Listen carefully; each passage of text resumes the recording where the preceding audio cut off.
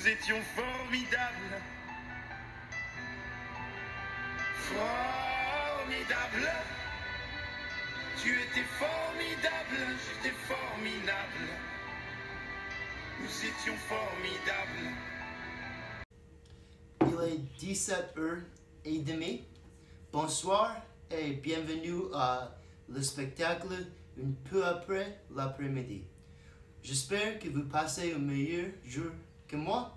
Ma copine a rompu avec moi. Tant pis. Voici le titre d'actualité de ce semestre. La 53e édition du Head of the Charles. Enfin, la cour est arrivée l'octobre 21 et 22. Beaucoup de personnes ont participé dans cette divers cours, des adolescents, des étudiants d'université et des adultes. Notre propre université, Harvard, a participé. Nous avons une bonne équipe d'avirons. Est-ce que nous avons gagné? Autre titre de l'actualité, la santé mentale en campus d'Harvard.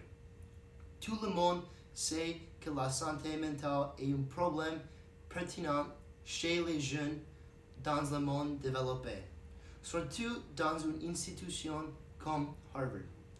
Malheureusement, les maladies mentales ont encore une connotation négative. Je connais beaucoup de personnes qui souffrent ou ont souffert des problèmes avec la santé. Est-ce que Harvard traite ces problèmes dans une façon appropriée? Sans transition, nous allons à Georges Bois de l'eau, un envoyé spécial qui a soif pour la vérité. Chaque octobre, la ville de Cambridge accueille la régate de la Head of the Charles. Il n'y a pas de doute que la régate soit un des plus grands spectacles de l'année pour les rameurs et les gens de Cambridge. En effet, cette tête de rivière est la plus grande tête du monde, attirant des foules de plus de 205 000. Les équipes de l'Aveyron viennent de partout dans le monde pour avoir l'occasion de rivaliser dans la tête qui est maintenant dans sa 53e année de compétition, ayant été fondée en 1965. Les têtes de rivière passant en automne et ils sont vraiment différents de les sprints de 2000 mètres que les équipes feront au printemps et en été. Les têtes peuvent être environ de 5 et 7 000 mètres et peuvent prendre jusqu'à 20 minutes à compléter. Il s'agit des courses contre la montre. Les équipages s'éclatent les uns après les autres, suivant des intervalles fixés. Le format signifie que les courses de la tête sont autant un test de force mentale que physique.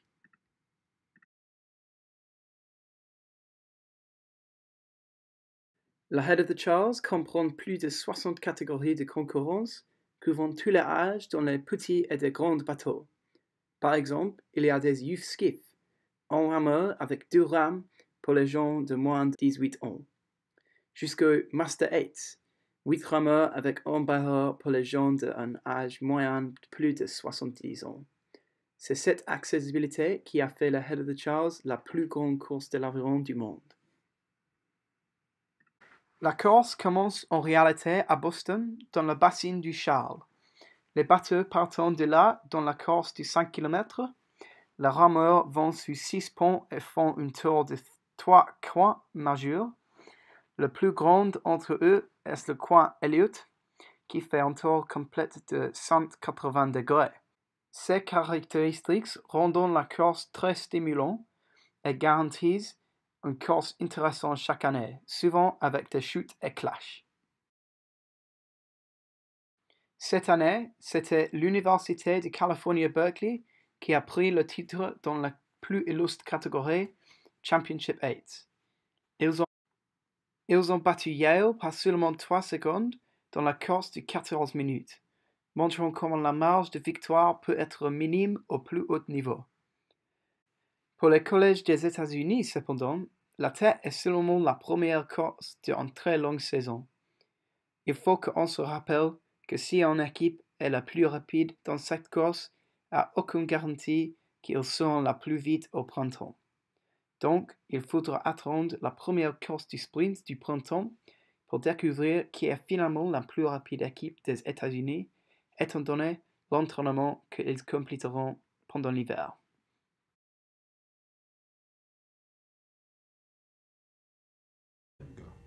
Bien sûr, c'est dommage que Harvard ne gagne pas, mais au moins, Yale a perdu. Il faut que nous soyons contents chaque fois que Yale perd un concours. Nous allons maintenant parler d'un sujet plus grave. Notre journaliste, Hercule Fidezu, a suivi le sujet de la santé mentale aux États-Unis et spécifiquement à Harvard. Bonsoir, monsieur. Bonsoir, Diego. La santé mentale est un problème pertinent chez les gens dans le monde développé. Les diagnostics de maladies mentales chez gens âgés de 18 à 24 ans ont augmenté. Ce ne sont pas seulement les diagnostics aussi.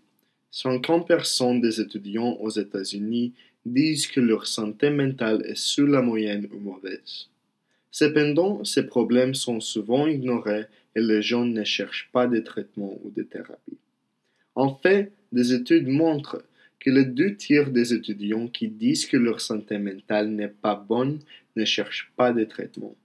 Beaucoup d'autres étudiants aux États-Unis montrent des symptômes de maladie mentale, du désespoir, de la solitude, qui sont souvent ignorés aussi. Harvard n'est pas une exception. En termes de santé mentale, il pourrait être pire que la moyenne. Beaucoup d'étudiants disent que la culture du campus est une culture d'individualisme et de compétition. Cette culture met parfois les gens dans des situations qui provoquent des sentiments de désespoir, de solitude, de stress. Tous ces sentiments peuvent devenir des problèmes de santé mentale. Souvent, les problèmes sont ignorés, mais même quand ils ne sont pas ignorés, les étudiants trouvent des problèmes avec les recherches de traitement. Beaucoup d'étudiants trouvent seulement la force de demander de l'aide professionnelle à un moment critique, mais les services de santé universitaires ne peuvent pas fournir de l'aide rapidement. Le plus rapidement qu'une personne peut obtenir un rendez-vous avec un thérapeute est de 5 jours. Mais il y a des étudiants qui disent qu'ils ont dû attendre plusieurs semaines pour obtenir un rendez-vous. Beaucoup n'arrivent même pas à faire l'appel téléphonique pour fixer le rendez-vous, parce qu'il est difficile pour les gens qui traversent une période difficile de discuter de leurs problèmes au téléphone. D'autres étudiants cherchent de l'aide par le biais d'initiatives comme le Room 13 ou SMHL, mais souvent l'aide bien intentionnée et utile à certains étudiants n'est pas suffisante pour d'autres. Ainsi, dans une université avec un environnement stressant et des structures de soutien de santé mentale imparfaites, la question est simple. Que faire? L'administration d'Harvard tente d'améliorer l'accès à la santé mentale, en particulier pour les groupes les plus défavorisés. Par exemple, après l'abrogation de DACA, l'administration a continué un groupe de soutien dans les services de santé universitaire. Cependant, le problème de l'aide professionnelle limitée reste. Peut-être que la solution viendra des étudiants eux-mêmes. Dans la campagne actuelle pour le président de l'Undergraduate Council, la question de santé mentale est très pertinente et tous les candidats ont un plan pour l'améliorer. Par exemple, la campagne de Katnick, les gagnants de l'élection promet de travailler pour embaucher plus de professionnels de la santé mentale, en mettant l'accent en particulier sur la diversité, parce que le temps d'attente pour obtenir de l'aide des professionnels de couleur est souvent de plusieurs semaines, trop long pour beaucoup d'étudiants qui ont besoin d'aide.